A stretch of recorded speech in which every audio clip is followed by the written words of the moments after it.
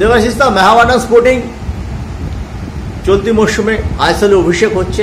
তারা একজন কাদিরি বলে প্লেয়ারকে নিয়ে এসেছিল মিডফিল্ডার, কিন্তু তিনি চোট পেয়ে মাঠের বাইরে চলে গেছেন। এখন হাতে 5টা মিডফিল্ডার আছে, অ্যালেক্সিরা আছেন,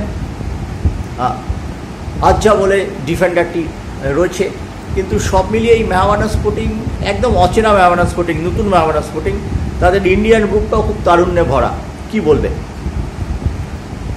দেখো, আমরা ডুরান্ডে মেহাবাডানকে দেখেছিলাম, কিন্তু ডুরান্ডের খেলা মেহাবাডানকে বিচার করে তো লাভ নেই। কেন কোনো টিমকেই দেখো, তোমার হায়দ্রাবাদে জুনিয়র টিম এনেছিল, মুম্বাইও এনেছিল, জামশেদপুরও তাই, অলমোস্ট সবাই ওই মিলিয়ে ঝুলিয়ে টিম এনেছিল। মেহাবাডানও তাই ছিল। তারপরে মেহাবাডানে কিছু নতুন প্লেয়ার এসছে, আরও দিন 20 সময় পেয়েছে প্র্যাকটিসে। এটা একটা বড় অ্যাডভান্টেজ করছে টিমটাকে সেট করার জন্য। এবার যতক্ষণ না মেহাবাডান মাঠে নামছে, প্রথম আইএসএল, তাদের একটা আলাদা চাপ থাকবে, ডেফিনেটলি চাপ থাকবে। আমার প্লেয়ারদের মধ্যে একটা আলাদা ইন্সপিরেশন থাকবে।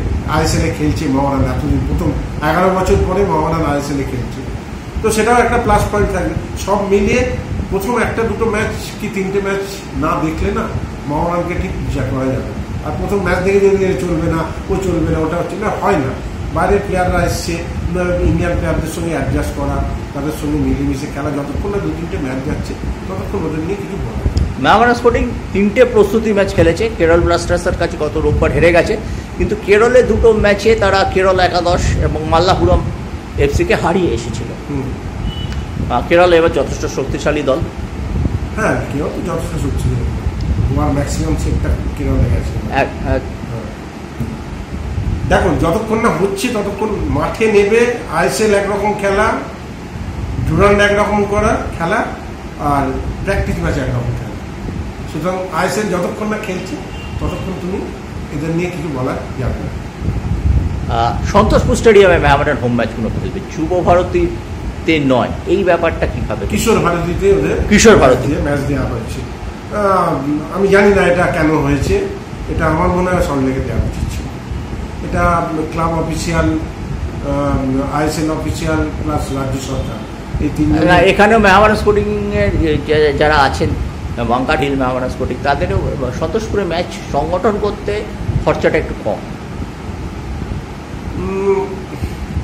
খরচাটা কম হবে কিসের বেসিসে? খরচা কম হবে যেখানে আইএসএল এই সল্টলেক স্টেডিয়ামের ভাড়া, পুলিশ সবকিছু দিয়ে যেখানে প্রায় 15 থেকে 16 লাখ টাকা পড়ে, এখানে সেটা পড়ে যাচ্ছে 7 থেকে 8, প্রায় অর্ধেক। মানে সব ম্যাচ মিলিয়ে পার match 15 lakhs, per match 15 lakhs in Salt Lake Stadium for ISL, all facilities. আমি জানি না, তবে মেহাবাডান যেহেতু খেলছে, আমার মনে হয় রাজ্য সরকারের একটুখানি নরম হলে ভালো হতো। আমার মনে হয় যে মোহনবাগান লিসবন যে জায়গাটা পাচ্ছে সেটা মেহাবাডানেরও পাওয়া উচিত। অনেক ধন্যবাদ দেবাশিস দা।